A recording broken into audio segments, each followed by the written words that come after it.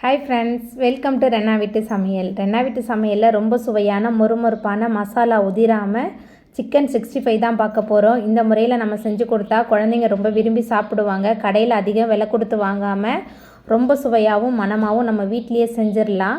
அந்த சுவையான மொறுமொறுப்பான சிக்கன் 65 குழந்தைங்க விரும்பி சாப்பிட்ற மாதிரி எப்படி செய்கிறதுன்னு வாங்க பார்த்துடலாம். சிக்கன் 65 பண்ணுறதுக்கு 1 டேபிள் ஸ்பூன் அளவுக்கு கரம் மசாலா சேர்த்துக்கலாம். இது வீட்டிலே ரெடி பண்ண கரம் மசாலா. 3 டேபிள் ஸ்பூன் அளவுக்கு குழம்பு மிளகாய்த்தூள், அரை ஸ்பூன் அளவுக்கு மஞ்சத்தூள் சேர்க்குறேன். 1 டேபிள் ஸ்பூன் அளவுக்கு நல்ல காரமான தனி மிளகாய்த்தூள். காரெல்லாம் உங்கள் சுவைக்கு தகுந்த மாதிரி சேர்த்துக்கோங்க. இது நல்ல கார சாரமாக இருக்கும். 1 டேபிள் ஸ்பூன் அளவுக்கு இஞ்சி பூண்டு விழுது, கூடவே தேவையான அளவுக்கு உப்பு சேர்த்துக்கலாம். அதுக்கப்புறமா தயிர் சேர்த்துக்கலாம். நான் 3 டேபிள் ஸ்பூன் அளவுக்கு தயிர் சேர்க்குறேன். தயிர் மசாலாலாம் சேர்த்துட்டு முதல்ல நல்லா கலந்துடலாம். மசாலா தயிர் எல்லாத்தையும் சேர்த்துட்டு முதல்ல நல்லா கலந்து வச்சிடலாம். காரசாரமாக ஒரு சிக்கன் 65 நீங்கள் சாப்பிட்ணுன்னா கண்டிப்பாக இந்த முறையில் நீங்கள் ட்ரை பண்ணி பாருங்கள். வீட்டில் உள்ள பேசிக் மசாலா தான் ரொம்ப சூப்பராக இருக்கும் இந்த சிக்கன் 65. மசாலா உப்பு எல்லாத்தையும் சேர்த்துட்டு நல்லா கலந்தாச்சு. அதுக்கப்புறமா நம்ம மஞ்சத்தூள் சேர்த்து சுத்தம் பண்ணி வச்சுருக்கிற 1/2 கிலோ அளவுக்கு சிக்கன் சேர்த்துக்கலாம். சிக்கன் மசாலா எல்லாத்தையும் சேர்த்துட்டு முதல்ல நல்லா கலந்து வச்சிடலாம். நம்ம சேர்த்த மசாலா எல்லாமே எல்லா சிக்கன்லேயும் நல்லா ஒட்டி பிடிக்கணும். அதனால் முதல்ல நல்லா கலந்து வச்சிடலாம். சிக்கன் மசாலா எல்லாத்தையும் சேர்த்துட்டு நல்லா கலந்தாச்சு. அதுக்கப்புறம் ஒரு முட்டை சேர்த்துக்கலாம். மஞ்சள் கருவோடையே தான் சேர்க்குறேன். சேர்த்துட்டு நல்லா கலந்து வச்சிடலாம். முட்டை சேர்த்துட்டு நல்லா மிக்ஸ் பண்ணியாச்சு. ஹோட்டலில் அதுக்கப்புறமா ரெஸ்டாரண்ட்லாம் கிடைக்கிற மாதிரி ஒரு சிக்கன் 65 உங்களுக்கு வேணும்னா கண்டிப்பாக இந்த முறையில் நீங்கள் ட்ரை பண்ணி பாருங்கள். பொரிக்க காலியாகிடும். முட்டை சேர்த்து நல்லா மிக்ஸ் பண்ணதுக்கப்புறமா இதில் சோள மாவு சேர்த்துக்கலாம். 4 டேபிள் ஸ்பூன் அளவுக்கு சோள மாவு சேர்த்துருக்கேன்.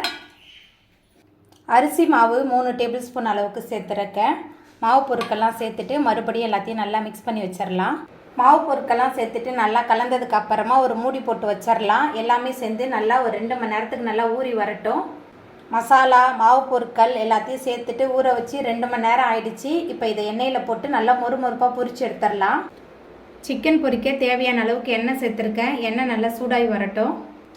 எண்ணெய் சூடாகி வந்துட்டு அதுக்கப்புறமா மசாலா தடவி வச்சுருக்கிற சிக்கனை அடுப்பை மிதமான தணலில் வச்சு உள்ளே சேர்த்துக்கலாம். சிக்கன் பொரிக்கும் போது அடுப்பை குறைவான தணலில் எதனால் வைக்கிறோன்னா அப்போ தான் சிக்கன் முழுமையாக எல்லா பக்கமுமே சமமாக வெந்து வரும். அதனால தான் தணலை குறைச்சி வச்சு வேக வைக்கிறோம்.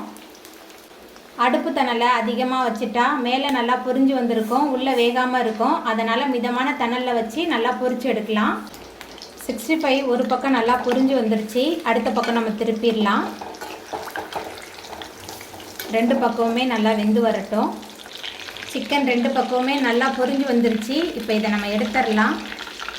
பாருங்கள் எவ்வளோ சூப்பராக பொரிச்சு எடுத்துட்டுன்னு சொல்லிட்டு இதே மாதிரி மசாலா தடவி வச்சுருக்கிற எல்லா சிக்கனையும் போட்டு நம்ம பொரிச்சு எடுத்துடலாம். தாங்க ரொம்ப சுவையான மொறுமொறுப்பான சிக்கன் 65 சூப்பராக ரெடி ஆகிட்டு. இந்த சுவையான சிக்கன் 65 நீங்களும் உங்கள் வீட்டில் செஞ்சு பாருங்கள். இந்த வீடியோ உங்களுக்கு பிடிச்சிருந்தா லைக் பண்ணுங்கள், ஷேர் பண்ணுங்கள், கமெண்ட் பண்ணுங்கள், சப்ஸ்கிரைப் பண்ணுங்கள். அப்படியே பக்கத்தில் உள்ள பெல் பட்டனையும் கிளிக் பண்ணிடுங்க. என்னோடய வீடியோ பார்த்தவங்க எல்லாருக்குமே ரொம்ப நன்றி.